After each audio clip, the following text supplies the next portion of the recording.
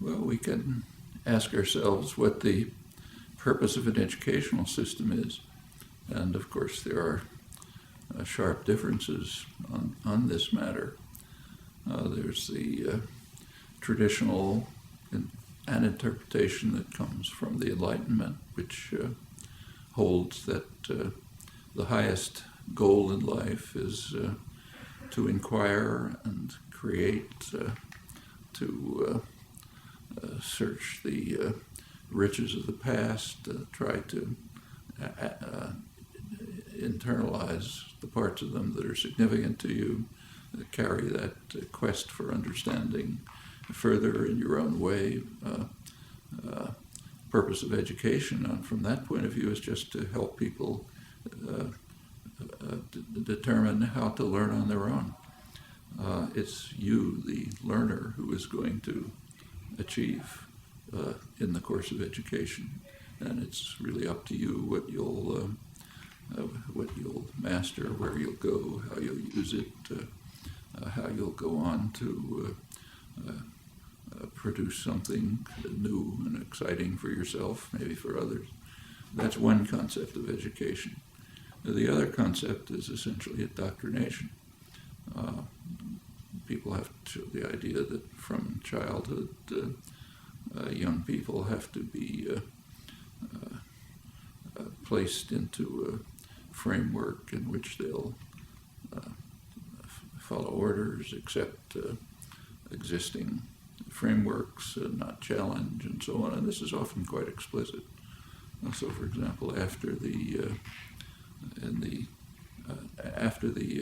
activism of the 1960s, there was great concern across much of the educated spectrum that young people were just getting too free and independent, that the country was becoming too democratic, and so on. And in fact, there's an important study on what's called the crisis of democracy, too much democracy, arguing that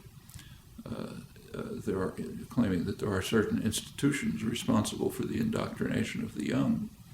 It's their phrase, and they're not doing their job properly. That's schools, universities, churches. We have to change them so that they carry out the job of indoctrination and control more effectively. That's actually coming from the liberal internationalist end of the spectrum of the spectrum of educated opinion. And in fact, since that time, there have been many measures taken to try to turn the educational system towards more control, more indoctrination, more vocational training, imposing a debt which traps students, young people, into a life of conformity and so on. That's the exact opposite of the what I referred to as the tradition that comes out of the Enlightenment. And there's a constant struggle between those. In the colleges, in the schools, do you train for passing tests, or do you train for creative inquiry, pursuing interests that are aroused by material that's presented and that you want to pursue either on your own or in cooperation with others? And this goes all the way through up to graduate school and research. Just two different ways of looking at the world. When you get to a research institution like the one we're now in, at the graduate level, it essentially follows the Enlightenment tradition. In fact, science couldn't progress unless it was based on inculcation of the urge to challenge, to question doctrine, question authority, search for alternatives, use your imagination, act freely under your own impulses. Cooperative work with others is constant, as you can see just by walking down the halls. That's, in my view, what an educational system should be like down to kindergarten. But there's certainly are powerful structures in the society which would prefer people to be indoctrinated, conform, not ask too many questions, be obedient, fulfill the roles that are assigned to you, and don't try to shake systems of power and authority. Those are choices we have to make, either as people, wherever we stand in the educational system, as students, as teachers, as people on the outside trying to help shape it in the directions in which we think it ought to go.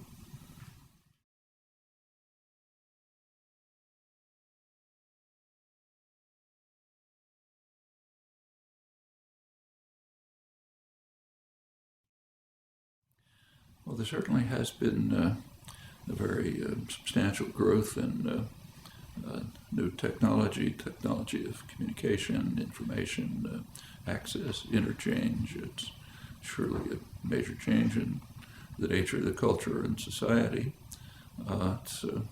We should bear in mind that the technological changes that are taking place now, while they're significant, have probably come nowhere near having as much impact as technological advances of, say, a century ago, plus or minus. So the shift, say, let's take just communication. The shift from a typewriter to a computer, or a telephone to the email is significant, but it doesn't begin to compare with the shift from a sailing vessel to a telegraph. I mean, the time that cut down in communication between, say, England and the United States was extraordinary as compared with the changes taking place now. And the same is true of other kinds of technology, like just introduction of, say, plumbing. Widespread plumbing in the cities had a huge effect on health, much more than the discovery of antibiotics. So the changes are real and significant, but we should recognize that others have taken place, which in many ways were more dramatic. As far as the technology itself and education is concerned, technology is basically neutral. It's kind of like a hammer. I mean, the hammer doesn't care whether you use it to build a house or whether a torturer uses it to crush somebody's skull. Hammer can do either. Same with the modern technology, say the internet and so on. The internet is extremely valuable if you know what you're looking for. I mean, I use it all the time for research. I'm sure everyone does. If you know the kind of what you're looking for, you have a kind of a framework of understanding which directs you to particular things, lets you sideline lots of others, then this can be a very valuable tool. Of course, you always have to be willing to ask, is my framework the right one? Maybe I ought to modify it. Maybe if there's something I look at that questions it, I should rethink how I'm looking at things. But you can't pursue any kind of inquiry without a pretty relatively clear framework that's directing your search and helping you choose what's significant and what isn't, what can be put aside, what ought to be pursued, what ought to be challenged, what ought to be developed, and so on. I mean, you can't expect somebody to become a biologist, say, by giving them access to the Harvard University biology library and say, just look through it. That'll give them nothing. And the internet is the same, except magnified enormously. If you don't know what you're looking for, if you don't have some kind of a conception of what matters, always, of course, with the proviso that you're willing to question it if it seems to be going in the wrong direction. If you don't have that, exploring the internet is just picking out random factoids that don't mean anything. So behind any significant use of contemporary technology, the internet, communication systems, graphics, whatever it may be, unless behind it is some well-constructed directive conceptual apparatus, it is very unlikely to be helpful. It may turn out to be harmful. For example, a random exploration through the internet turns out to be a cult generator. You pick up a factoid here and a factoid there, and somebody else reinforces it, and all of a sudden you have some created picture which has some factual basis but nothing to do with the world. You have to know how to evaluate, interpret, and understand. I mean, say biology again, the person who wins the Nobel Prize in biology is not the person who read the most journal articles and took most notes on them. It's the person who knew what to look for. And cultivating that capacity to seek what's significant, always willing to question whether you're on the right track. That's what education is going to be about, whether it's using computers and the internet or pencil and paper and books.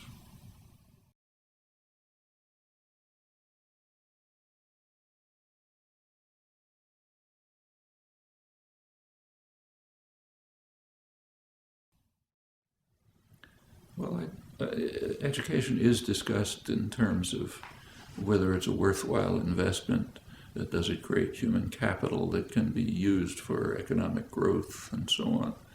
That's a very strange, it's a kind of a very distorting way to even pose the question, I think.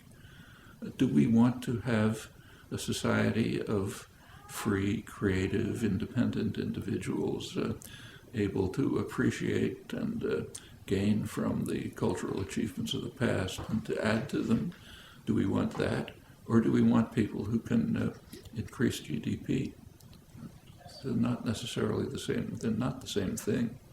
And an education of the kind that, say, Bertrand Russell, John Dewey, and others talked about, that's a value in itself. Whatever impact it has in the society, it's a value because it helps create better human beings. After all, that's what an educational system should be for. On the other hand, if you want to look at it in terms of costs and benefits, take the new technology that we were just talking about. Where'd that come from? Well, actually, a lot of it was developed right where we're sitting. Down below where we now are was a major laboratory back in the 1950s, where I was employed, in fact, which was had lots of scientists, engineers, people of all kinds of interests, philosophers, others, who were working on developing the basic character of and even the basic tools of the technology that is now common. Computers and the internet, for example, were pretty much in the public sector for decades, just funded in places like this, where people were exploring new possibilities that were mostly unthought of, unheard of at the time. Some of them worked, some didn't. The ones that worked were finally converted into tools that people can use. That's the way scientific progress takes place. It's the way cultural progress takes place generally. Classical artists, for example, came out of a tradition of craftsmanship that was developed over long periods with master artisans, with others, and sometimes you can rise on their shoulders and create new marvelous things. But it doesn't come from nowhere if there isn't a lively cultural and educational system which is geared towards encouraging creative exploration, independence of thought, willingness to challenge, to cross frontiers, to challenge accepted beliefs and so on. If you don't have that, you're not going to get the technology that can lead to economic gains, though that I don't think is the prime purpose of cultural enrichment and education as a part of it.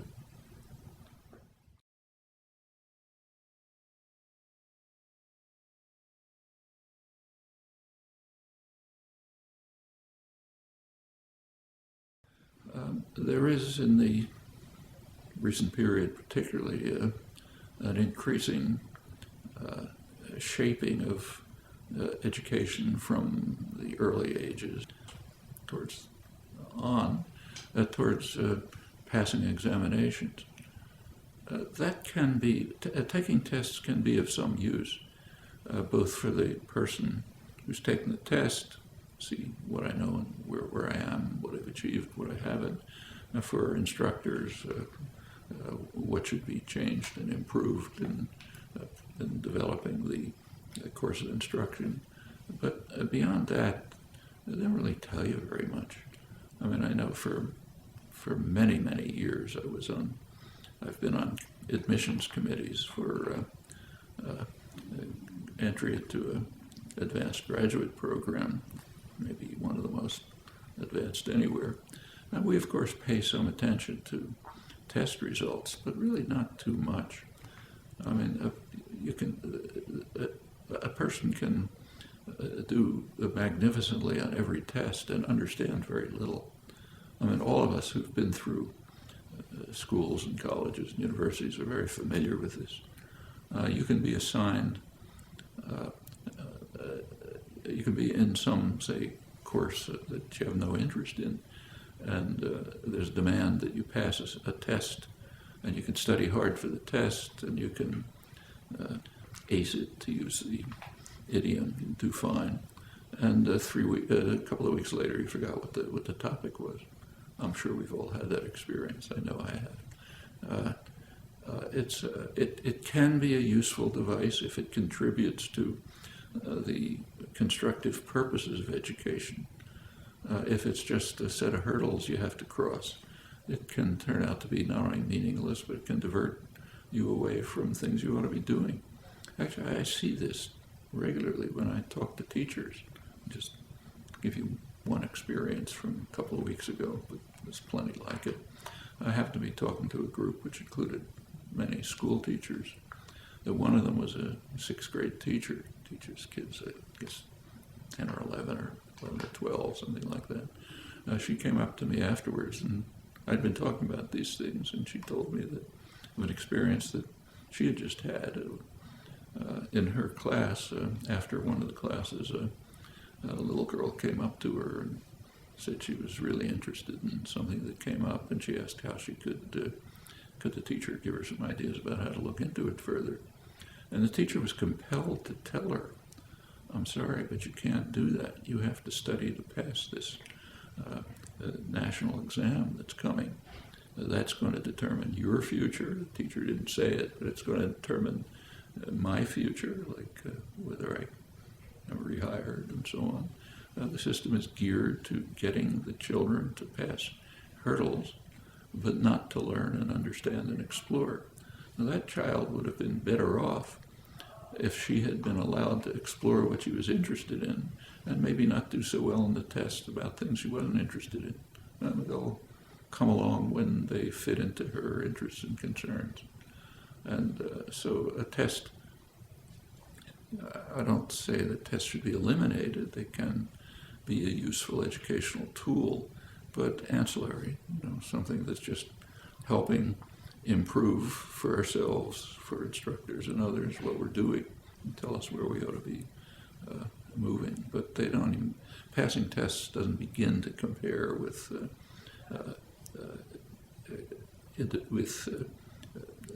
searching and inquiring and into pursuing topics that engage us and excite us. That's far more significant than passing tests. And in fact, if that's the kind of educational career that you're given the opportunity to pursue, you'll remember what you discovered. There's a famous physicist, world-famous physicist, right here at MIT, who, like a lot of the senior faculty, was teaching freshman courses. He once said that In his freshman course, students will ask, what are we going to cover this semester? And his standard answer was, it doesn't matter what we cover. It matters what you discover. And that's right. Teaching ought to be inspiring students to discover on their own, to challenge if they don't agree, to look for alternatives if they think they're better ones, to work through the great achievements of the past and try to master them on their own because they're interested in them. If that's the way teaching is done, students will really gain from it and will not only remember what they studied, but will be able to use it as a basis for going on their own. And again, education is really aimed at just helping students get to the point where they can learn on their own, because that's what you're going to do for your life, not just absorb materials given to you from the outside and repeat it.